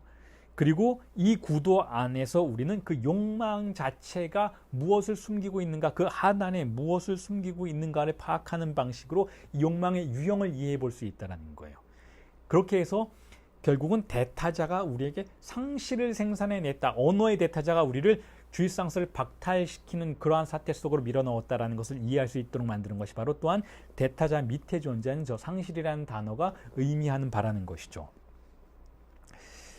자, 그래서 시간이 많이 지나서 제가 조금 속도를 높이고 있는데, 보다 자세한 설명, 이 부분에 대해서는 사실은 세미나 17회 강의를 통해서 더 설명을 드려야만 하기 때문에 여기서는 이 정도로 설명을 마치기로 하고, 그 다음으로 넘어가서 좀 더 중요한 부분에 대해서 언급을 여러분들에게 해드리면 이렇습니다. 자, 그런데 그렇다면, 자, 제가 조금 전에 말씀드렸잖아요. 두 가지 은유가 있고, 하나의 은유는 증상의 은유고 그 다음의 은유는 아버지의 은유인데, 후기로 갈수록 락강은 아버지조차도 증상으로 간주하는 그러한 태도를 보인다라고 말씀을 드렸었잖아요. 왜 아버지조차도 증상인가, 혹은 아버지라는 게 도대체 정신분석에서 무슨 개념인가에 대해 설명을 드리자면, 자, 그리고 그 설명을 여러분들에게 해드리면서 강의를 좀 마무리를 해야 될 것 같은데, 자, 이렇습니다. 자, 인간의 세계를 정신분석은, 혹은 정신분석뿐만 아니라 철학도 마찬가지고 인류학도 마찬가지고, 인류를 관찰해 보면 결국 가부장적인 시스템의 체계가 우리를 지배한다라는 그러한 결론에 도달하게 되는데, 즉 남자들이 지배하는 세계이기 때문에 결국은 인류의 세계는 아버지가 지배하는, 상징적인 아버지의 개념이 지배한다라고 볼 수가 있다는 거예요. 물론 가모장적인 부족들도 가끔 아주 드물게 존재하는 것 같기는 하지만, 대부분 인류를 관찰해 보면 그 인류는 대부분 남성들의 지배가 어디에서나 보편적으로 발견이 되는 것이고, 이 남성들의 지배에서 결국은 가장 권력의 정점에 존재하는 그와 같은 존재의 이름은 아버지라는, 상징적 아버지라는 이름으로, 개념으로 불러볼 수 있을 거라는 것이죠. 우리가 인류를 관찰한다면 언제나 이러한 결론에 도달하게 된다는 거예요. 아버지라는 개념에 도달하게 된다는 것이죠. 그런데 왜 아버지라는 개념을 우리가 이토록 쉽사리 받아들이고 인류의 권력의 가부장의 어떤 핵심으로 그 시스템을 어디에서나 수용하게 되었는가에 대한 설명으로 락강은 이런 제시를 하고 있어요. 다시 말해서 우리가, 어린아이가, 인간이 주입상실을 빼앗겼을 때 그 주입상실가 존재하지 않는 핍진한 상태를 보상받기 위해서 잉여 향유를 생산해내야 하는 그와 같은 사태 속으로 나아간다라고 말씀드렸잖아요. 보다 쉽고 간단하게 말씀을 드린다면, 우리는 쾌락을 다 뺏겼어요. 자, 우리가 쾌락이 없는 상태로 들어갔다라는 것이죠. 온갖 종류의 규범을 지켜야 하고, 언어가 우리를 핍진하게 만들었고, 철학이 말하는 언어에 의한 사물의 사례를 경험하면서 우리는 신체의 쾌락을 박탈당한 상태로 들어갔다면, 자, 그와 같은 상태 속에서 우리는 가만히 있지 않는다라는 거야. 뭔가 선택하려고 한다라는 거죠. 뭘 선택하려고 하는가 하면 바로 보상을 요구하는 선택을 하려고 한다라는 거예요. 내가 빼앗겼으니 달라는 거예요. 빼앗긴 걸 다시 찾을 수는 없겠지만, 왜냐하면 이건 금지됐으니까. 예를 들면 어머니의 신체는 금지된 신체예요. 어린아이는 이제 더 이상 어머니의 젖가슴을 만질 수가 없어요. 금지되었기 때문에 오히려 내외를 하게 되는 것이죠. 어머니는 거부하게 되는 거예요.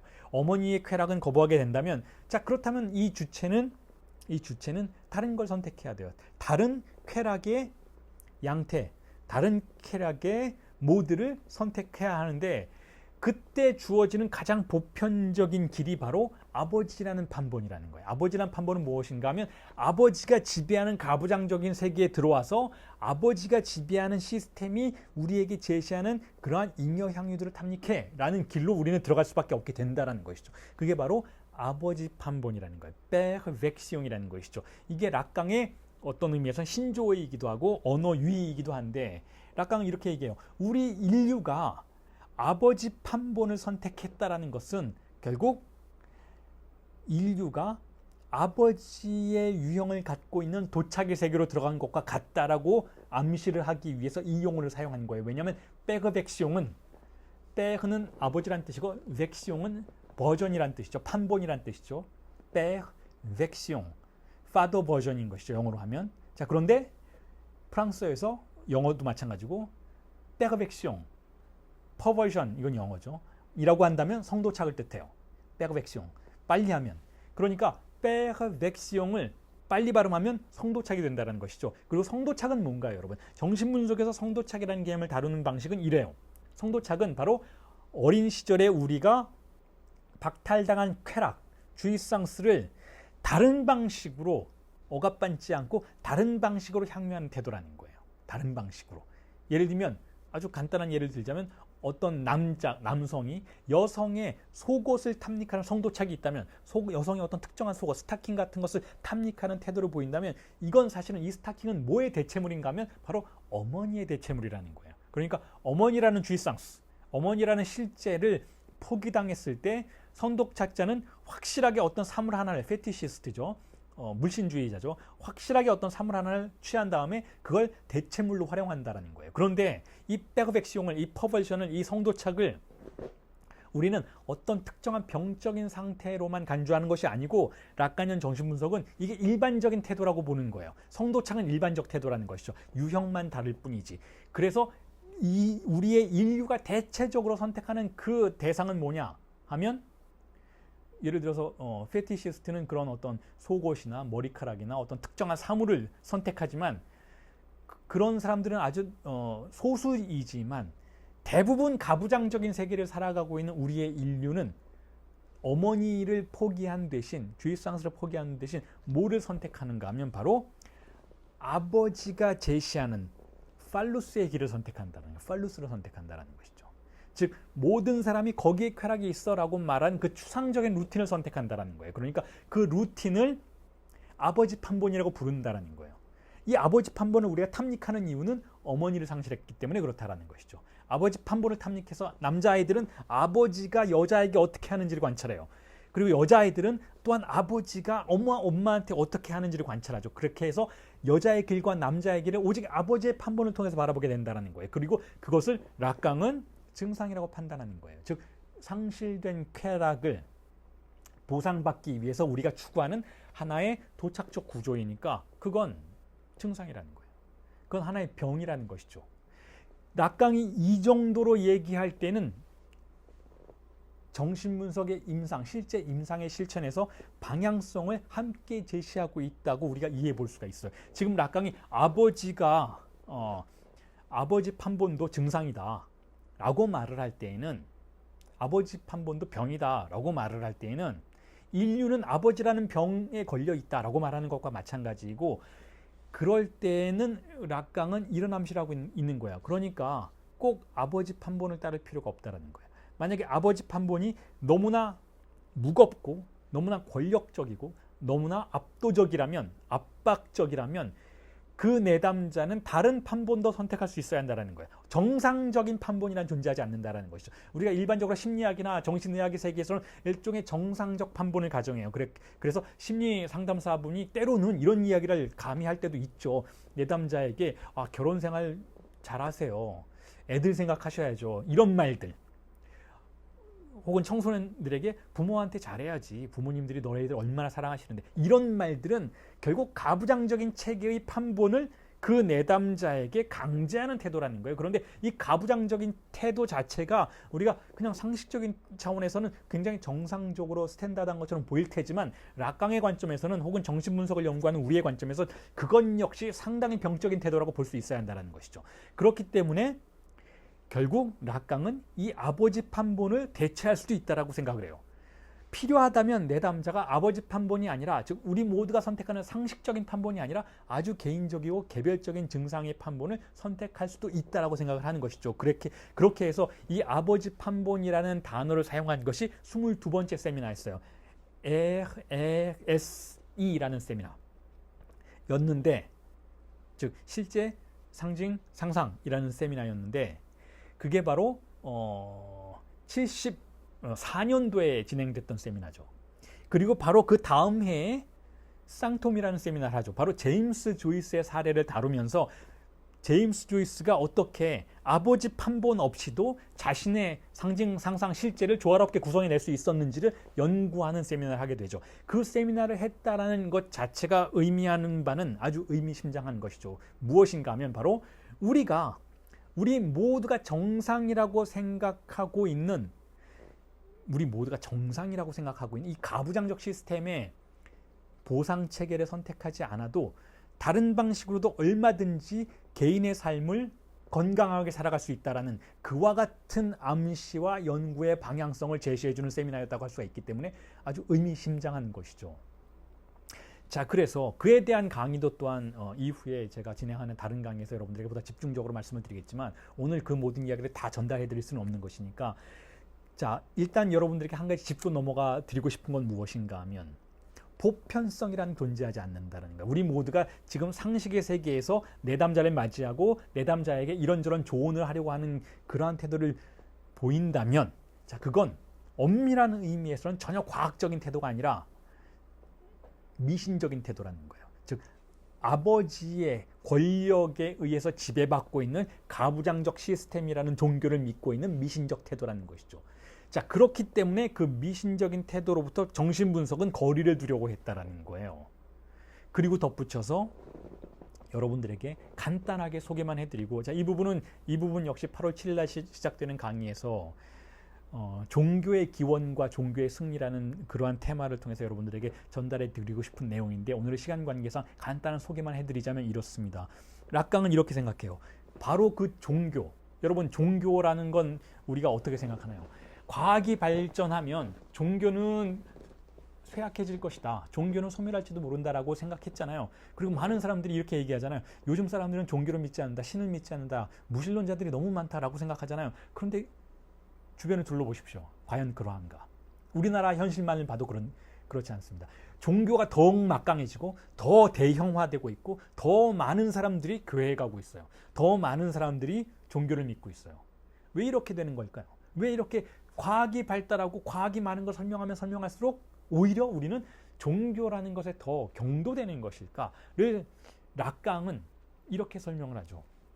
우리는 문명 자체는 근본적으로 종교적 존재이기 때문에 그렇다는 거예요. 왜 종교적 존재인가 하면 바로 아버지의 판본이 지배하는 세계이기 때문에 그렇다는 것이죠. 그리고 이 아버지의 판본, 이 아버지의 이름이 바로 모든 종교의 중핵에 자리 잡고 있는 기표라는 거예요. 주인 기표라는 것이죠. 즉, 이 아버지에 대한 믿음이, 우리가 아버지의 판본을 믿기 때문에 결국은 우리의 신경증을 그 아버지가 지배할 수 있도록 내어주는 것이고, 우리의 실제를 아버지의 기표가, 아버지의 이름이 은유할 수 있도록 내어주는 것이잖아요. 그걸 우리가 믿기 때문에, 아버지라는 시스템 자체를, 상징계 자체를 믿기 때문에, 그리고 상징계의 중에게는 언제나 가부장적인 권력인 아버지의 기표가 자리하는 것이고, 아버지의 판본이 모든 욕망의 세계를, 거의 모든 대부분의 욕망의 세계를 지배하고 있는 것이기 때문에 이 아버지의 기표가 작동하는 한 이 아버지의 기표에 보다 승화된 형태인 종교는 결코 소멸하지 않을 거다라는 이야기를 락강이 이탈리아에서 기자들과의 간담회에서 언급을 했었죠. 그래서 락강은 이렇게 얘기해요. 종교는 언제나 승리할 것이다. 이게 종교가 좋다. 락강은 무신론자이죠. 저도 마찬가지고. 그래서 뭐 종교를 찬양하자 이런 의미에서가 아니라 과학자의 입장에서 보았을 때, 인간을 연구하는 과학자의 입장에서 봤을 때 종교의 막강한 권력은 어떤 무엇도 이겨낼 수 없다라고 락강은 이야기해요. 종교는 언제나 승리할 것이다 라고 이야기를 하죠. 그래서 이 텍스트의 제목이 종교의 승리인 거예요. 그 75년도에 출간이 된 그 텍스트의 제목이 종교의 승리인 것이죠. 그리고 정신분석은 이와 같은 종교의 승리와 거리를 두려고 해요. 그래서 때로는 혹자는 이런 얘기를 하죠. 정신분석은 종교와 경쟁하는 것 아니냐. 근데 락강은 다시 겸손하게 이야기를 해요. 종교와 경쟁할 수 없다. 종교는 너무나 막강하다. 그럼에도 불구하고 종교가 너무 강력해져서 그게 어떤 드러내놓고 믿는 그런 신앙이건 아니면 무의식적으로 우리가 무언가에 경도되는 방식으로 사로잡히는 그와 같은 신앙이건, 결국 본인 입으로는 무신론자라고는 말을 하고 있지만 그 자신의 무의식은 대타자에 완전히 사로잡혀 있는 그러한 사태 속에 신앙을 말하는 것인 건, 잠재적인 신앙인 것이죠. 어쨌든 종교는 우리를 지배하고 있는데 그 지배가 우리의 숨을 틀어막을 때 정신분석은 공간을 만들어줄 수 있어야 한다는 거예요. 조금 더 주체적인 사고를 할 수 있도록, 다시 말해서 조금 더 개별적인 사고를 할 수 있도록, 조금 더 유연한 사고를 할 수 있도록 정신분석이 공간을 만들어 줄 수 있어야 한다라는 의미에서 종교에 대한 논평들을 하고 있죠. 그래서 이 부분에 대해서도 오늘 여러분들에게 이렇게 소개는 드렸지만 8월 7일 토요일이죠. 8월 7일부터 시작되는 새로운 강의에서 보다 집중적이고 깊이 있는 논평들을 여러분들에게 전달해 드리도록 하겠습니다. 오늘 특강은 이 정도로 정리를 하겠습니다. 특강에서는 사실은 제가 여러분들에게 전해드리고 싶은 내용들은 상당히 많이 있었지만, 그렇죠, 이렇게 일회성 특강에서는 여전히 한계가 있으니까 정신분석이 무엇이다라는 정도의, 락가니언 정신분석이 무엇이다라는 정도의 소개를 해드리는 것으로 만족을 하기로 하고, 보다 여러분들이 깊이 있는 내용들을 원하신다면, 공부하시기를 원하신다면 제 블로그에 들어오시거나, 아니면은 제가 지금 이렇게 운영하고 있는 유튜브 채널에 있는 다른 강의를 들어보시거나, 아니면 보다 적극적으로 공부를 하시기를 원한다면 락강.co.kr에 오셔서 그 사이트에 있는 다양한 프로그램들을 참조해 보시고 강의를 들으실 수도 있고, 혹은 교육 분석에 참여하실 수도 있는 그와 같은 여러 가지 정보들이 그곳에 공개되어 있으니까 그곳을 한번 살펴보시라는 말씀을 드리면서 오늘 특강을 이 정도로 마무리를 짓도록 하겠습니다. 들어주시느라, 어려운 내용이지만 들어주시느라 수고하셨습니다. 오늘은 이 정도로 하겠습니다. 감사합니다.